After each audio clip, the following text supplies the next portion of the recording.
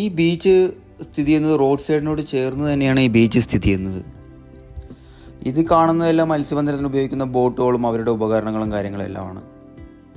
ഇവിടെ നിന്നാണ് ഇവർ മത്സ്യബന്ധനം തുടങ്ങുന്നത്. ഈ സ്ഥലത്തു നിന്നാണ് മത്സ്യബന്ധനം തുടങ്ങുന്നത്.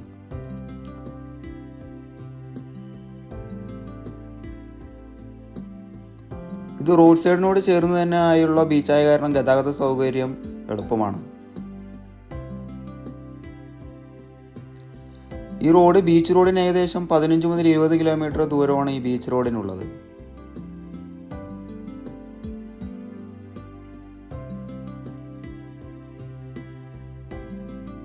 ഏഴാം നൂറ്റാണ്ടിൽ വ്യാപാരികൾക്കായിട്ടുള്ള ഒരു തുറവുമായിട്ടാണ് സീബിൻ്റെ തുടക്കം ആരംഭിക്കുന്നത്. സീബിനോട് ചേർന്നിട്ട് പേർഷ്യക്കാരും അതുപോലെ പോർച്ചുഗീസുകാരും അങ്ങനെയുള്ള നിരവധി ആൾക്കാർ വന്നു പോയതിൻ്റെ ഒരുപാട് തെളിവുകൾ നമുക്കിവിടെ കാണാൻ കഴിയുന്നു. പഴയ കോട്ടകളും അതുപോലെ തന്നെ പഴയ വ്യാപാര കേന്ദ്രങ്ങളും എല്ലാം നമുക്ക് ഈ ആധുനിക കാലത്തും അങ്ങനെയുള്ളതെല്ലാം നമുക്കിവിടെ നിരവധി കാണാൻ കഴിയും. ഈ സീബിനോട് ചുറ്റും നമുക്ക് കാണാം.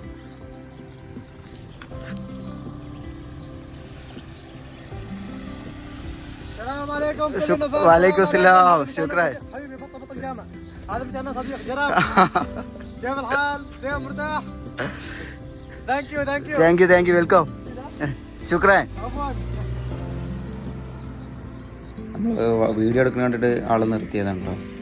കടൽ എങ്ങനെയുണ്ട് എന്നൊക്കെയാണ് അവർ ചോദിച്ചത്. സീബിലോട്ട് നമുക്ക് ഗതാഗത ഓപ്ഷൻ തിരഞ്ഞെടുക്കുകയാണെങ്കിൽ ഒന്ന് ബസ്സിലൂടെ നമുക്ക് വരാം, അല്ലെങ്കിൽ ഒരു ടാക്സി അറേഞ്ച് ചെയ്ത് വരാം, അല്ലെങ്കിൽ ഒരു റെൻ്റേ കാർ എടുത്തിട്ട് വരാം കേട്ടോ.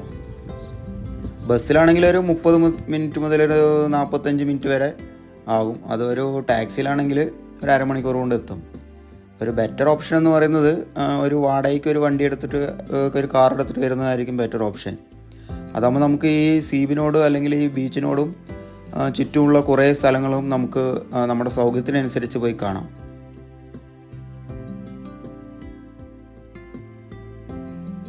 ഒരുപാട് നിരവധി സ്ഥലങ്ങളുണ്ട് കേട്ടോ. ചുറ്റും ഏകദേശം ഒരു കുറേ 5-10 സ്ഥലങ്ങളോളം അവിടെ കാണാനുണ്ട്.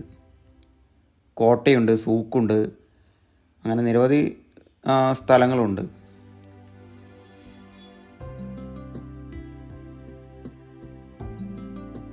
നിങ്ങളിവിടെ വന്നിട്ടുണ്ടെങ്കിൽ കണ്ടിരിക്കേണ്ട കുറച്ച് സ്ഥലങ്ങളാണ് ഈ സീബ് സൂക്ക്.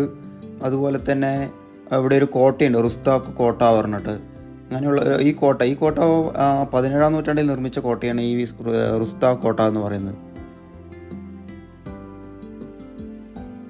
അതുപോലെ തന്നെ ഈ സൂക്ക് എന്ന് പറയുന്നത് പരമ്പരാഗത രീതിയിലുള്ള ഇവരുടെ സാധനങ്ങളും, അതായത് ഒമാനികളുടെ സാധനങ്ങളും പാത്രങ്ങളും, വെള്ളിപ്പാത്രങ്ങൾ, തുണിത്തരങ്ങൾ, കൈകൊണ്ട് നിർമ്മിച്ചിരിക്കുന്ന വസ്തുക്കൾ, ഒമാനുകളുടെ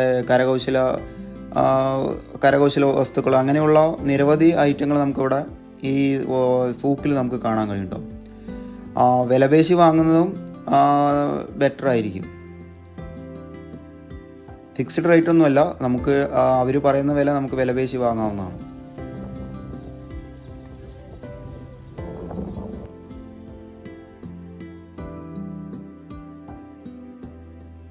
ഇങ്ങോട്ട് വരാൻ ഏറ്റവും ബെസ്റ്റ് ടൈമും വൈകുന്നേര സമയത്താണ് കേട്ടോ. ഒരു 5 മണിക്ക് ശേഷം വരുന്നതായിരിക്കും നല്ലത്. കാരണം ആ സമയത്താണ് ഇവിടെ കൂടുതലും ബീച്ച് ആക്റ്റീവായിരിക്കുന്നത്. അല്ലാതെ ടൂറിസ്റ്റായിട്ട് വരുന്നവർക്കാണെങ്കിൽ ഒക്ടോബർ മുതൽ ഏപ്രിൽ വരെയുള്ള കാലഘട്ടമായിരിക്കും ബെസ്റ്റ്. കാരണം ആ സമയത്തായിരിക്കും ഇവിടെ തണുപ്പ് കാലാവസ്ഥയായത് കാരണം നമുക്ക് ചൂട് അനുഭവിക്കേണ്ടി വരില്ല. ഈ സീബിനെ അല്ലെങ്കിൽ സീബ് ടൗണിനെ ബന്ധിക്കുന്ന 2 പ്രധാനപ്പെട്ട ഹൈവേകളാണ്. ഒന്ന് മസ്കറ്റ് എക്സ്പ്രസ് ഹൈവേയും പിന്നെ ഒന്ന് റൂട്ട് 1 എന്ന് പറയുന്ന റോഡും.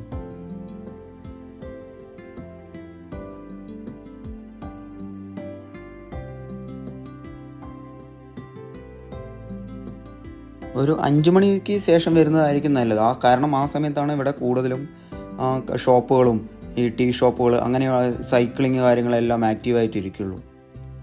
സൈക്ലിംഗ് നമുക്ക് അവൈലബിൾ ഉണ്ട്. അതായത് കുറച്ച് പേയ്മെൻറ്റ് ചെയ്യുകയാണെങ്കിൽ ഈ നീണ്ടു നിവർന്ന് കിടക്കുന്ന ബീച്ച് നമുക്ക് സൈക്കിളിൽ തന്നെ ചുറ്റി കാണാവുന്നതാണ്. അതിനോട് ചേർന്ന് തന്നെ ടോയ്ലറ്റും സൗകര്യങ്ങളും അങ്ങനെയെല്ലാം സജ്ജീകരിച്ചിട്ടുണ്ട്.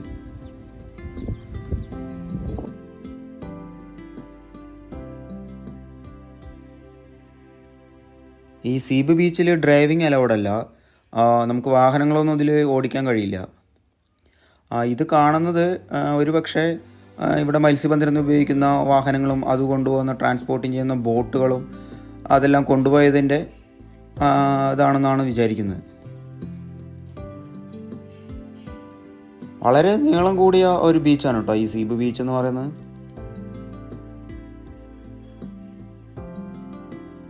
ഈ കാണുന്നത് ഈ സീബ് ബീച്ചിൻ്റെ എൻഡാണ്.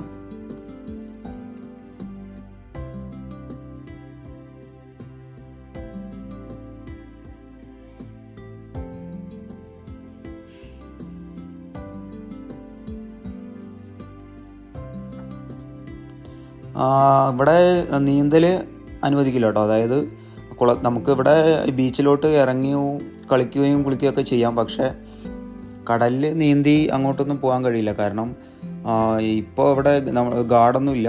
വൈകുന്നേര സമയത്ത് വരികയാണെങ്കിൽ ഗാർഡുകളെല്ലാം ഉണ്ടാവും. ബീച്ചിൻ്റെ ചില പ്രദേശങ്ങളിൽ ആഴം കൂടിയിരിക്കുന്ന കാരണം അപകടങ്ങളെല്ലാം ഒഴിവാക്കാൻ വേണ്ടിയിട്ടാണ് ഇങ്ങനെ നിയന്ത്രണമെല്ലാം ഇവർ ഏർപ്പെടുത്തിയിരിക്കുന്നത്.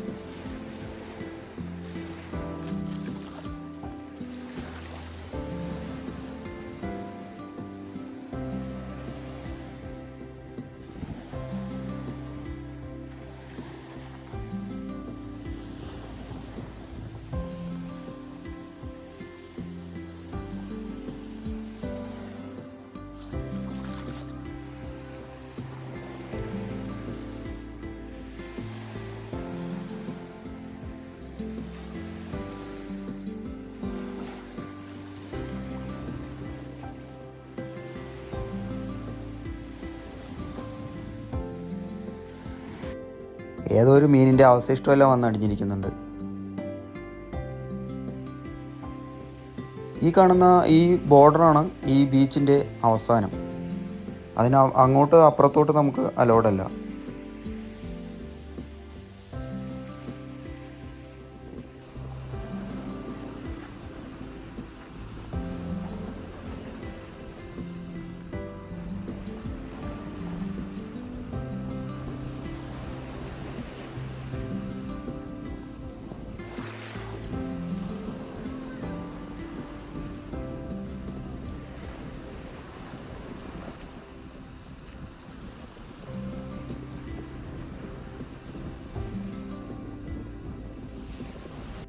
ഈ ബീച്ചിൽ നമുക്ക് പേയ്മെൻറ്റ് ചെയ്യുകയാണെങ്കിൽ ബോട്ടിംഗ് ഒക്കെ സൗകര്യങ്ങളുണ്ടെന്ന് പറയുന്നു. ഞാൻ ഇവിടെയൊന്നും കണ്ടില്ല.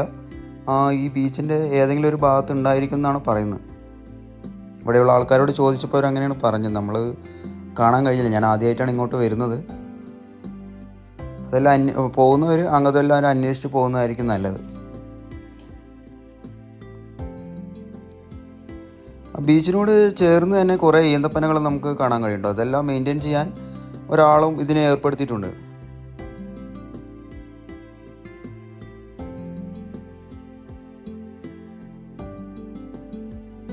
ഒരു 10-20 എണ്ണത്തിൻ്റെ അടുത്താണ് ഈ ഒരു ഈന്തപ്പന ഇവിടെ നമുക്ക് ഇതിനോട് ഈ സീബ് ബീച്ചിൻ്റെ എൻഡിനോട് അവസാനിക്കുന്ന സമയത്ത് നമുക്ക് കാണാൻ കഴിയുക.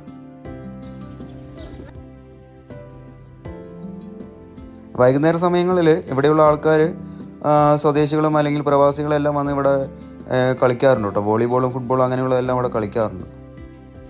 അപ്പോൾ ബീച്ചിൽ കുളി കഴിഞ്ഞ് വന്നാലും നമുക്ക് ഫ്രഷ് വാട്ടറിൽ കുളിക്കാനുള്ള സൗകര്യം, ടോയ്ലറ്റ് അങ്ങനെയുള്ളതെല്ലാം ഇവർ സജ്ജീകരിച്ച് വെച്ചിട്ടുണ്ട്.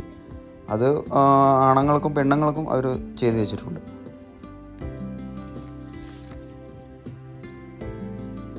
ഈ കാണുന്ന സൈക്കിളുകളെല്ലാം റൈഡിന് വേണ്ടി റെഡിയാക്കി വെച്ചിരിക്കുന്നതാണ്.